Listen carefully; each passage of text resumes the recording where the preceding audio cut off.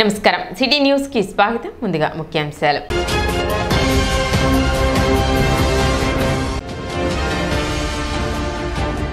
కొల్లిపర మండలంలో వరద ముంపు ప్రాంతాలను సందర్శించిన మాజీ మంత్రి రాప్తాడు ఎమ్మెల్యే పరిటాల సునీత నష్టపోయిన ప్రతి ఒక్కరిని ప్రభుత్వం తరపున ఆదుకుంటామని హామీ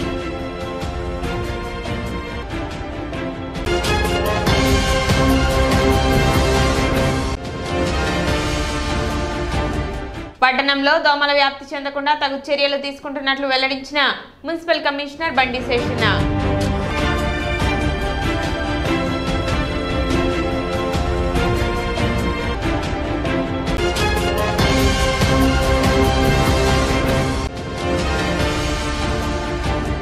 తెనాలి వ్యవసాయ సబ్ డివిజన్ పరిధిలో పంట నష్టం నమోదు ప్రక్రియ చురుగ్గా సాగుతుంది అని వెల్లడించిన ఏడీఏ ఉషారాణి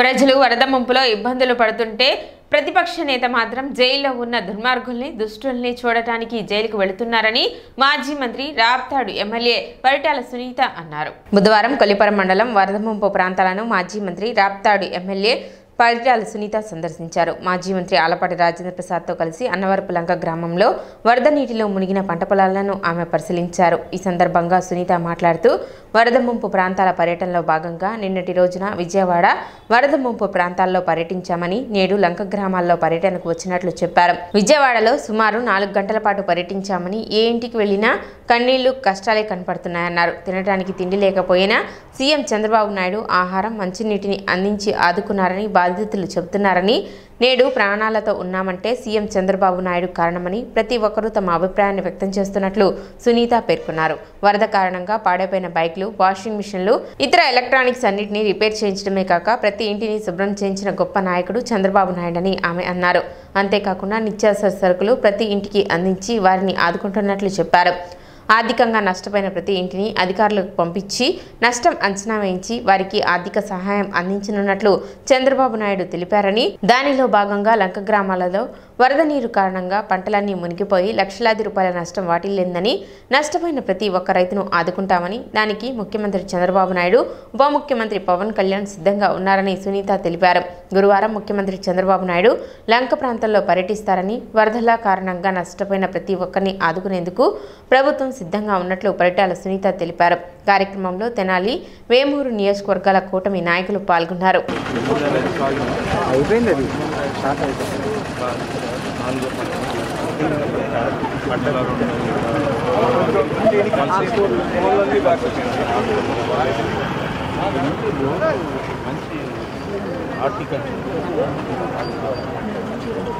ఇంట్లో ఎంత పెట్టావు పెట్టుబడి 2 లక్షలు అయిపోయినా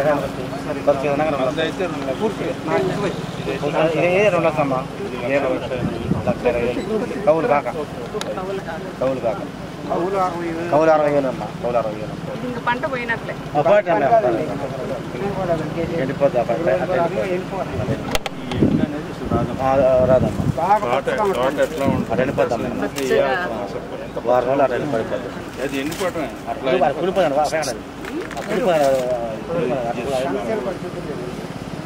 ఈరోజు నిన్నటి దినం విజయవాడలో కూడా పర్యటించినాం. వరదలన్నీ కూడా వచ్చింటే అదే దాంట్లో భాగంగా లంక ప్రాంతాలలో కూడా రైతులందరినీ కూడా పరామర్శించేకి ఇక్కడికి వచ్చింది కూడా జరిగింది. నిన్నటి తిరిగినప్పుడు దాదాపు నేను 4 గంటల సేపు అక్కడ తిరిగినాను. ఏ ఇంటిలో పోయినా కూడా చాలా వరకు నష్టపోయినారు. టీవీలు కానీ, బెడ్లు కానీ, కనీసం కట్టుకోవడానికి బట్టలు కూడా లేకోకుండా వాళ్ళకి ఆ విధంగా కూడా నష్టపోయినారు. ఏ ఇంటికి వెళ్ళినా కూడా కళ్ళమ్మటి నీళ్ళ తప్ప వేరే కూడా కనిపించట్లేదు. చిన్న చంట పిల్లల్ని ఎత్తుకొని కూడా బయటికి వెళ్ళిపోయినారు.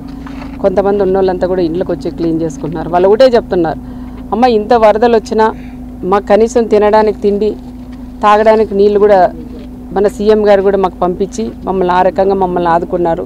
ఈరోజు మేము ప్రాణాలతో ఉన్నామంటే దానికి కారణం చంద్రబాబు నాయుడు గారని చాలా గొప్పగా కూడా చెప్తున్నారు. ఇంకా కొంతమంది కూడా తడిచిపోయిన తర్వాత అన్ని క్లీన్ అయిన తర్వాత కూడా మోటార్లు కానీ, మెయిన్ ముఖ్యంగా ఇంట్లో ప్రతి ఇంటికి కూడా ఒక మోటార్ ఉంటుంది. మోటార్లు కానీ, స్టవ్ కానీ ఇవన్నీ కూడా రిపేర్లు కూడా కావాలంటే వెంటనే సార్ కూడా స్పందించి అవన్నీ కూడా మోటార్లు కానీ స్టవ్ కానీ ఇవన్నీ కూడా బైకులు కానీ ఇవన్నీ కూడా రిపేర్లు చేయించుకున్న గొప్ప నాయకుడు మా ముఖ్యమంత్రి చంద్రబాబు నాయుడు గారిని కూడా చెప్పుకోవచ్చు. వాళ్ళు కూడా ఈరోజు వండుకోవడానికి కూడా దాదాపు 25 కేజీలు బియ్యం కానీ 1 కేజీ బ్యాళ్ళు 1 కేజీ చక్కెర 1 కేజీ ఆయిలు అదేవిధంగా చింతపండు కూరగాయలు ఇవన్నీ కూడా వాళ్ళు కూడా వెంటనే తక్షణమే వాళ్ళందరికీ కూడా అందజేశాము. అక్కడ ఎవరికి జ్వరాలు ఇవన్నీ రాకూడదని వెంటనే కూడా వాళ్ళకి బ్లీచింగ్ పౌడర్ కూడా చల్లించి హెల్త్ క్యాంపులు కూడా అక్కడ ఏర్పాటు చేసిన వ్యక్తి గౌరవ చంద్రబాబు నాయుడు గారిని కూడా మనం చెప్పుకోవచ్చు. ప్రతి ఇంటికి అధికారులు కూడా పంపించి ఏ కుటుంబంలో ఎంత నష్టపోయినారని కూడా చూసి దాన్ని లెక్కబెట్టి వాళ్ళకి ఆర్థిక సహాయం కూడా చేస్తానని మా నాన్న చంద్రబాబు నాయుడు గారు కూడా చెప్పినారు. దాంట్లో భాగంగా ఇక్కడ కూడా ఈ పొలాలు కూడా లంక ప్రాంతాల్లో కూడా పసుపు రైతులు కానీ అదేవిధంగా అరటి తోట రైతులు కానీ కంద రైతులు కానీ రైతులందరూ కూడా లక్షలాది రూపాయల డబ్బులు కూడా ఖర్చు పెట్టారు. మొత్తం నీళ్ళన్నీ వచ్చేసి ఈ రకంగా పంటలన్నీ కూడా పోయినాయి. వీళ్ళకి కూడా రైతులందరికీ కూడా ఒకటే చెప్తున్నాం, మన అన్న చంద్రబాబు నాయుడు గారు రైతుల్ని ఆదుకుంటాడు. తప్పకుండా ఆఫీసర్లు కూడా పంపిస్తారు. మీరు కూడా దగ్గరుండి ఏ పంట ఎంత నష్టపోయినామని ప్రతి ఒక్క రైతన్న మీరందరూ కూడా చేయిస్తే నష్ట పరిహారం కూడా కట్టించేదానికి మన అన్న చంద్రబాబు నాయుడు గారు కూడా సిద్ధంగా ఉన్నారు మన ప్రభుత్వం. దాంట్లో భాగంగా పవన్ కళ్యాణ్ గారు కూడా స్పందించి రైతులకు కానీ అందరికీ కూడా మనం నష్టపరిహారం చేయాలనే ఆలోచనతోనే పవన్ కళ్యాణ్ గారు కానీ మన చంద్రబాబు నాయుడు గారు కూడా ఉన్నారు. కాబట్టి ప్రతి ఒక్క రైతన్న దగ్గరుండి మీ పంట ఎవరైనా నష్టపోయినారో వాళ్ళందరూ కూడా రాయించాలని ప్రత్యేకంగా రైతులందరినీ కూడా నేను కూడా కోరుకుంటున్నాం. ఈరోజు వరద బాధితుల్ని పరామర్శించడానికి ఆదుకోవటానికి జడ్పీ చైర్మన్తో పాటు మాజీ మంత్రిని రాప్తాడు శాసనసభ్యురాలు శ్రీమతి సునీత్ గారు మన ప్రాంతానికి రావటం చాలా ఆనందదాయకం. బాధలో ఉన్న వ్యక్తుల్ని పరామర్శించడానికి, బాధతో కూడిన వాళ్ళని నేనున్నానని సముదాయించడానికి చేయటం అనేది చాలా గొప్ప విషయం. ఎన్నో వందల మైళ్ళ నుంచి మన ప్రాంతంలో జరిగిన నష్టాన్ని, ఆ నష్టానికి నివారణ ఏంటి, ప్రభుత్వానికి తన వంతు సహాయం, ప్రజలకి ఎవరైతే నష్టానికి గురైనటువంటి వరద బాధితులకి తన వంతు సహాయం చేయటానికి ఇక్కడికి విచ్చేసినటువంటి గొప్ప వ్యక్తిత్వం ఉన్నటువంటి మహిళ మన సునీత్ గారు. గత 10 రోజుల నుంచి ఈ ప్రాంతం అంతా కూడా అతాకుతలం అయిపోయింది. ఈ ప్రాంతాల్లో ఉన్నటువంటి ఎవరైతే జీవనం చేస్తూ ఉన్నారో వాళ్ళందరినీ రక్షించుకోవడానికి వీళ్ళందరికీ క్యాంపులు పెట్టి ఇక్కడి నుంచి తరలించి అక్కడ 5-6 రోజుల నుంచి వరద తగ్గిన తర్వాత మళ్ళీ ఇక్కడికి వచ్చిన తర్వాత ఇక్కడ అన్ని వస్తువులు పోయిన సందర్భంలో, పంటలు కోల్పోయిన సందర్భంలో వాళ్ళందరికీ కూడా మేము ఉన్నామని చెప్పి మన ముఖ్యమంత్రి చంద్రబాబు నాయుడు గారు ప్రతిరోజు ఏదో ఒక రూపంలో వారికి సహాయం చేసే కార్యక్రమం కానీ, వారికి ఈ రకమైనటువంటి సహాయం మీకు అందిద్ది అని చెప్పే విషయంలో కానీ, లోన్లు రీషెడ్యూల్ విషయంలో కానీ, అదేవిధంగా ఇన్సూరెన్స్ వచ్చే విషయంలో కానీ, ఏ వస్తువుకి నష్టం జరిగినా కూడా ఆ వస్తువు తిరిగి మీకు వచ్చేలాగా చేసే బాధ్యత నేనున్నాను అని చెప్పినటువంటి నాయకుడు మన నాయకుడు. అదేవిధంగా ఇప్పుడే చెప్పాం, ప్రతిపక్ష పాత్ర వహించాల్సినటువంటి వ్యక్తి ఈ రోజున దుర్మార్గుల్ని దుష్టుల్ని చూడటానికి జైలుకి వెళ్ళి ఈ రోజున నష్టాన్ని గురైన ప్రాంతాలను సందర్శించకుండా, పరామర్శించకుండా, ఆదరించకుండా, కనీసం మీరు ఏమీ చేయలేకపోయినా కనీసం కంటి చూపు కూడా లేనటువంటి పరిస్థితి. ఎందుకంటే మీరు కళ్ళుండి కబోదులు కాబట్టి మీకు ఈ ప్రపంచంలో ఏం జరుగుతుంది అనేది నష్టం గురించి లేకపోతే కష్టం గురించి బాధ గురించి మీకు ఎప్పుడు అంతుపట్టదు. కాబట్టి మీ వ్యవహార శైలి ఆ రకంగానే ఉంటుందని భావిస్తూ ప్రాంతంలో అయినా సరే ఈ రాష్ట్రంలో ఈ వరద సందర్భంగా నష్టానికి గురైన ప్రతి ఒక్కరిని కూడా ఆదుకునేందుకు ఈ కూటమి ప్రభుత్వం మీ ముందు ఉంది అని చెప్పి ప్రజలకి హామీ ఇవ్వటానికే ఈ యొక్క పర్యటన అని చెప్పి మీకు మనం చేస్తాం. తెనాలి వ్యవసాయ సబ్ డివిజన్ పరిధిలో వరదల కారణంగా నష్టపోయిన పంట నమోదు ప్రక్రియ వేగవంతంగా జరుగుతుందని ఏడీఏ ఉషారాణి తెలిపారు. తెనాలి మండలంలో సుమారు 14,000 ఎకరాలకు పైగా వరి పంట సాగు చేయడం జరుగుతుందని, ఇందులో 6,000 ఎకరాలు ఇటీవల కురిసిన వర్షాలకు దెబ్బతిన్నాయని, దానికి గాను 2,000 ఎకరాల్లో ఎన్యూమరేషన్ పూర్తి చేసినట్లు ఏడీఏ ఉషారాణి తెలిపారు. మిగిలిన వాటికి బుధవారం సాయంత్రానికి సచివాలయం సిబ్బంది సహకారంతో పూర్తి చేయనున్నట్లు తెలిపారు. తెనాలి సబ్ డివిజన్లో ఉన్నటువంటి దుగ్గిరాల, కొల్లిపర, అలాగే తెనాలి ఈ 3 మండలాల్లో ఇటీవల కురిసినటువంటి భారీ వర్షాల కారణంగా దెబ్బతిన్నటువంటి మరి పంటలను ఎన్యూమరేషన్ చేయటం జరుగుతుంది. ఈ కార్యక్రమంలో భాగంగా మన తెనాలి మండలంలో మొత్తం 14,370 ఎకరాల్లో వరి పంట వేసుకోవడం జరిగింది. దానిలో 4,300 మొత్తంగా 6,700 ఎకరాల్లో మనకి వరి పంట ప్రధానంగా నష్టపోవటం జరిగింది. దానికి గాను మనకి ఇప్పటివరకు ఎన్యూమరేషన్ ఒక 2,000 ఎకరాల్లో కంప్లీట్ చేశాము.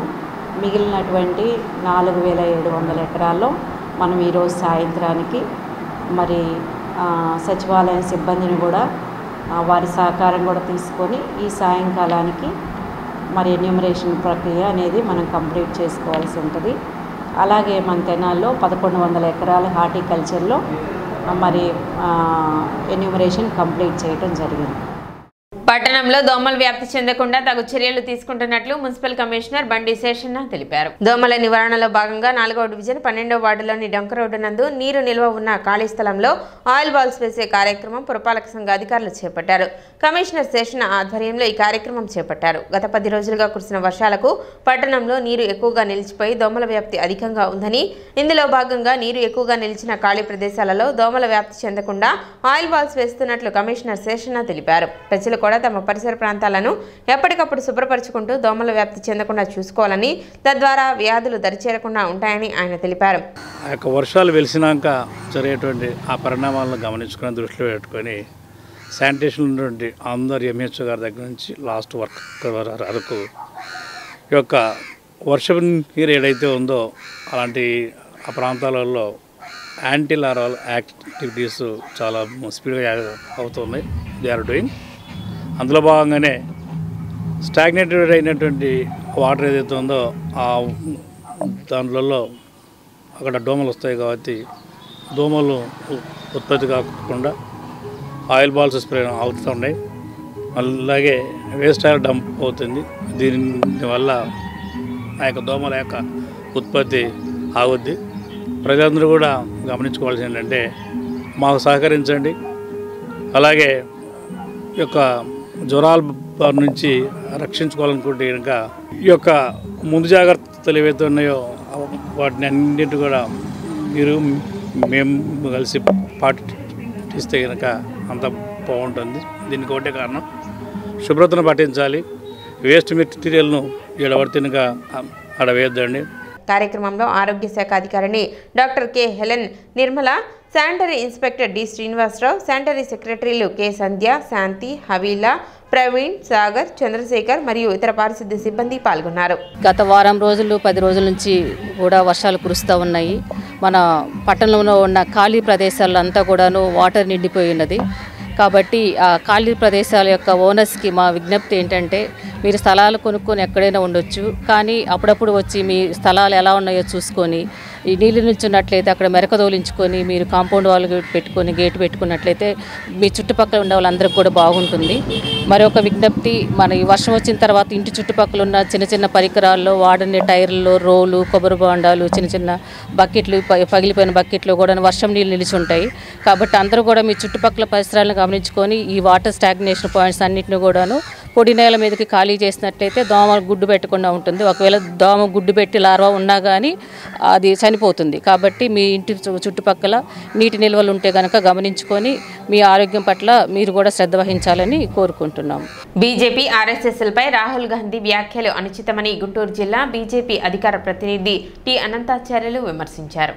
కాంగ్రెస్ పార్టీ అగ్రనాయకుడు, లోక్సభలో ప్రతిపక్ష నాయకుడు రాహుల్ గాంధీ అమెరికాలోని డల్లాస్లో గల టెక్సాస్ యూనివర్సిటీలో ప్రవాస భారతీయులు మరియు విద్యార్థుల మహిళల పట్ల చిన్నచూపు కలిగి ఉన్నాయని, వంటింటికే వారిని పరిమితి చేయాలన్న ఉద్దేశంతో ఉందారన్న రాహుల్ గాంధీ వ్యాఖ్యలు తీవ్ర అభ్యంతరకరమని బీజేపీ గుంటూరు జిల్లా అధికార ప్రతినిధి టి అనంతాచార్యులు అన్నారు. విలేకరుల సమావేశంలో అనంతాచార్యులు మాట్లాడుతూ, ఎవరైనా విదేశాలకు వెళ్లినప్పుడు మాతృదేశాన్ని గురించి మంచి మాటలు మాట్లాడటం సంప్రదాయమని, కానీ రాహుల్ గాంధీ విదేశాలకు వెళ్లిన ప్రతిసారి ఆర్ఎస్ఎస్, బీజేపీలపై విమర్శలు చేయటమే కాకుండా మాతృదేశాన్ని కించపరుస్తున్నారని ఆయన అన్నారు. ఆర్ఎస్ఎస్ గురించి, బీజేపీని గురించి ఆయన ఏమన్నారంటే, వీళ్ళకి స్త్రీలని గౌరవించటం తెలియదు అంటూ మొదలుపెట్టి స్త్రీలని వంటింటికి మాత్రమే పరిమితం చేయటం అనేటువంటిది వీళ్ళ ఉద్దేశము అంటూ చెబుతూ వచ్చారు. ఆయన ఇటీవల కాలంలో ఎక్కడికి వెళ్ళినప్పటికి కూడాను అక్కడ భారతదేశం గురించి రాహుల్ గాంధీ గారు ఎక్కడికి వెళ్ళినా సరే మన దేశ గౌరవ ప్రతిష్టలను ఇనుబడించేటట్టు మాట్లాడు, కానీ మనని కించపరిచేటువంటి విధంగా మీకు లోపల పార్టీ యొక్క విభేదాలు ఉండొచ్చు, ప్రధానమంత్రి మీద విభేదాలు ఉండొచ్చు, కానీ మన దేశం యొక్క కీర్తి ప్రతిష్టలను ఇనుబడించేటట్టు మాట్లాడారు, కానీ మన దేశం గురించి కించపరుస్తూ మాట్లాడేటువంటి పరిస్థితి ఉండకూడదు. మన దేశానికి వ్యతిరేకులైనటువంటి లెహన్ ఒమర్ అన్న ఆయన్ని వెళ్ళి కలిసి వచ్చాడు. ఆయన నిత్యం లేస్తే భారతదేశం మీద వ్యతిరేకంగా మాట్లాడుతుంటాడు, హిందూ జాతి మీద వ్యతిరేకంగా మాట్లాడుతుంటాడు. ఆయన వెళ్ళి కలిసి వచ్చాడు ఇవాళ. అంతేకాకుండా మన ఎన్నికల వ్యవస్థను అనుమానిస్తూ, మన ఎన్నికల వ్యవస్థను విమర్శిస్తూ మరి పాశ్చాత్య దేశాల్లో ఆయన మాట్లాడటం అనేది చాలా బాధాకరమైనటువంటి విషయం. దీన్ని భారతీయ జనతా పార్టీ పక్షాన తీవ్రంగా ఖండిస్తున్నాం. కార్యక్రమంలో బీజేపీ తెనాలి పట్టణ అధ్యక్షులు అడపా సంపత్రాయుడు, తెనాలి రూరల్ మండల బీజేపీ అధ్యక్షులు కడియాల నందకిషోర్, తెనాలి అసెంబ్లీ నియోజకవర్గ కన్వీనర్ కటారి వాసుదేవనాయుడు తదితరులు ఉన్నారు. రాహుల్ గాంధీ గారు భారతదేశాన్ని, భారతదేశం యొక్క విలువల లేని దేశంగా ఇతర దేశాల దగ్గర ప్రస్తావించడం చాలా దురదృష్టకరం. ఎందుకంటే ఈ దేశంలో వాళ్ళ నాయనమ్మ కానీ వాళ్ళ నాన్న కానీ దరిదాపుగా అర్ధ శతాబ్దం పాటు ఈ దేశాన్ని పరిపాలించిన మాట వాళ్ళు మర్చిపోయి ఉండొచ్చేమో, కానీ దేశ ప్రజలు మర్చిపోలేదు. ఏదైనా ఈ రోజున ఏ వ్యక్తి అయినా సరే ఆయన రిజర్వేషన్స్ మీద మాట్లాడారు. ఆ రిజర్వేషన్స్ అంశం 50 ఏళ్ళు వాళ్ళు ఏ మాత్రం కూడా రిజర్వేషన్స్ మీద ఏ కార్యక్రమాలు తీసుకోకుండా ఆ యొక్క రిజర్వేషన్ పొందుతున్న వ్యక్తులకు కానీ వ్యవస్థకు కానీ సరైన న్యాయం చేయకుండా అదొక రాజకీయ అస్త్రంగా వాడుకుని జీవించిన కాంగ్రెస్ పార్టీ అగ్రనేత రాహుల్ గాంధీ గారు ఈ రోజున రిజర్వేషన్స్ మీద మాట్లాడటం చాలా హాస్యాస్పదం. ఇప్పుడు చిన్న విరామం.